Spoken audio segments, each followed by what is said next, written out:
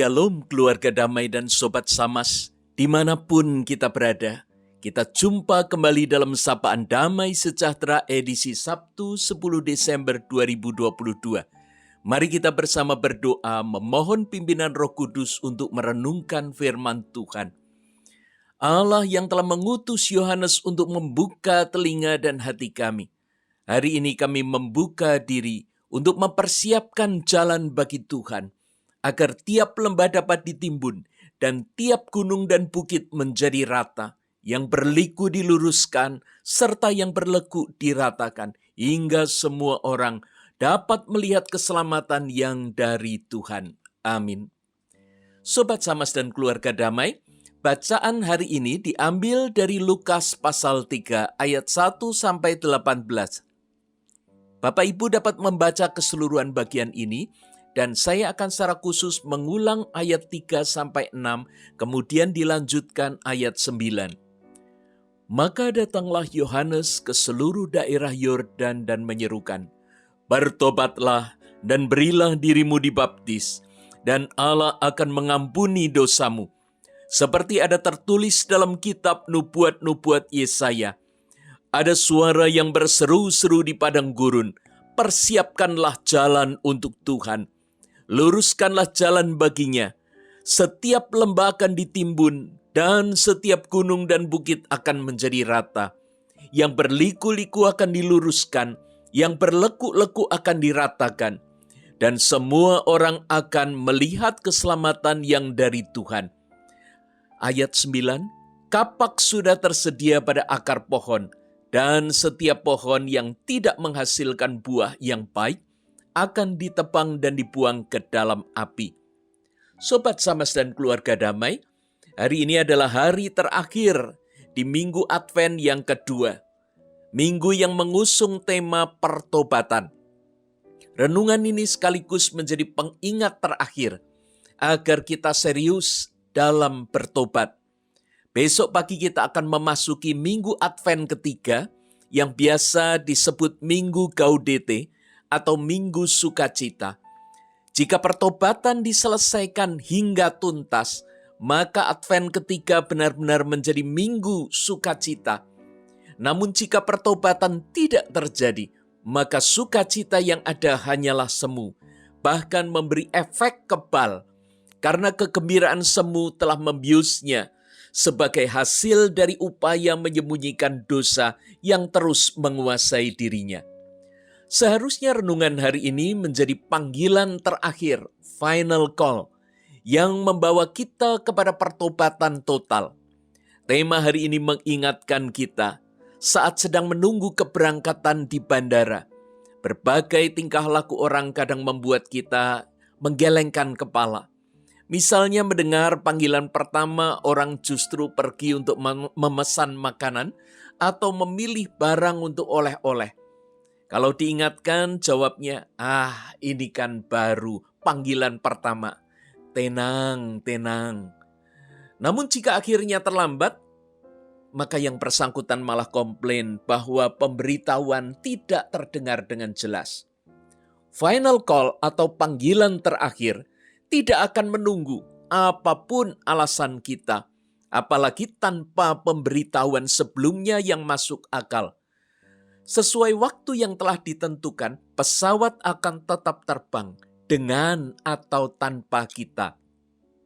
Peringatan keras Yohanes di ayat yang ke-9 menunjukkan bahwa final call yang satu ini benar-benar tidak akan mempedulikan siapapun kita. Setiap pohon yang tidak menghasilkan buah yang baik akan ditebang dan dibuang ke dalam api. Ini berarti bukan sekedar atau asal menghasilkan buah, namun hanya pohon dengan buah yang baik yang tidak ditebang dan dibuang ke dalam api.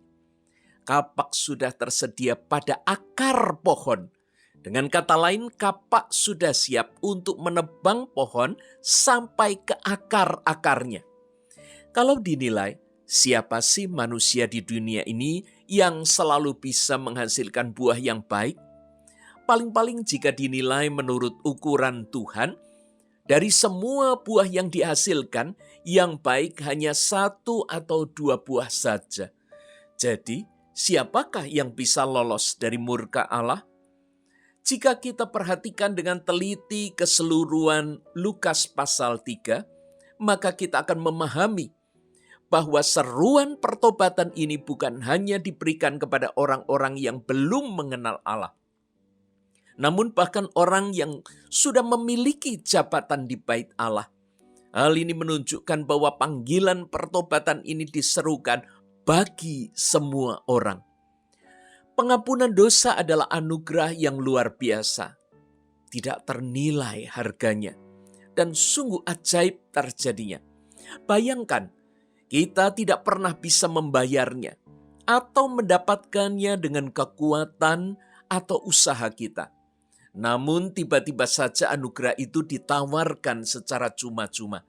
Kita hanya perlu bertobat dan memberi diri dibaptis. Tapi apakah semua orang mengalami pengampunan dosa? Sayangnya tidak.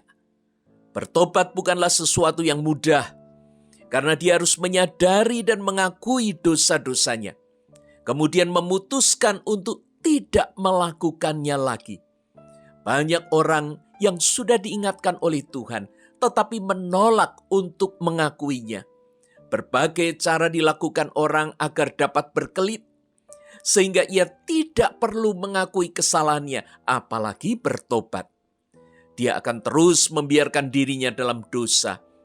Beberapa dari mereka bahkan terus mengulang dosa-dosanya tanpa rasa takut dan malu. Tidak peduli seberapa tinggi status atau kepandaiannya, inilah yang masuk dalam golongan ular bludak yang disebut di ayat 7. Mengapa bertobat menjadi begitu sulit? Karena tidak semua orang siap meninggalkan dosa-dosanya. Terlalu manis, terlalu nikmat untuk dilepaskan. Apalagi dengan dosa yang sudah begitu menyatu dan menjadi bagian dalam hidupnya. Sungguh tidak mudah berpisah dengannya. Belum lagi menghadapi upaya iblis yang selalu mendakwa masa lalu, serta meyakinkan bahwa kita tidak akan pernah bisa lepas dari dosa. Kalaupun bisa, itu hanya sesaat. Suatu kali pasti akan kembali lagi. Maka iblis akan terus mengintimidasi bahwa kita telah melekat dengan dosa, tidak terpisahkan dan tidak terampuni. Sobat Samas dan keluarga damai, baptisan menjadi sebuah pembasuhan, membawa kita agar mematikan keinginan daging, dikuburkan bersama Kristus, kemudian dibangkitkan sebagai manusia baru yang terus-menerus disucikan. Menolak pembaptisan berarti menolak penebusan Kristus serta karya Roh Kudus yang mematikan kedagingan kita dan pengudusan yang terus-menerus membuat kita menjadi manusia baru yang serupa Kristus. Begitu pentingnya pertobatan dan baptisan ini sehingga Yohanes dikirim Tuhan untuk membuka jalan dan menyiapkan semua manusia agar dapat menerima karya penyelamatan Kristus. Karya ini bukan semata-mata untuk kepentingan Tuhan, namun juga untuk manusia yang membutuhkan keselamatan. Karenanya keberhasilan karya penyelamatan ini juga menuntut tanggung jawab manusia yang mau membuka dirinya. Agar lembah dapat ditimbun, bukit dapat diratakan, serta jalan yang berliku dapat diluruskan. Semua ini merupakan gambaran dari hati manusia yang bersedia tunduk dan menerima karya penyelamatan Kristus. Karena itu mari kita menutup akhir pekan ini dengan penundukan diri secara total, di mana terjadi pengakuan atas segala dosa dan ketaatan untuk dibarui. Tidak ada lagi pemberontakan atau upaya menutupi dan membela diri, agar esok kita sungguh-sungguh bisa memasuki Minggu Gaudete, Advent yang dipenuhi sukacita, karena kita akan memperoleh penghiburan dan mengalami penggenapan janji Allah melalui kehadiran Mesias. Mari kita bersama berdoa. Allah pencipta yang penuh kasih, kami sungguh bersyukur karena Allah memberi anugerah pengampunan melalui kehadiran Kristus dalam kehidupan kami. Kiranya hidup kami senantiasa dibarui dan menjadi persembahan yang berkenan bagi Allah. Dalam Kristus Sang Juru Selamat, kami berdoa. Amin.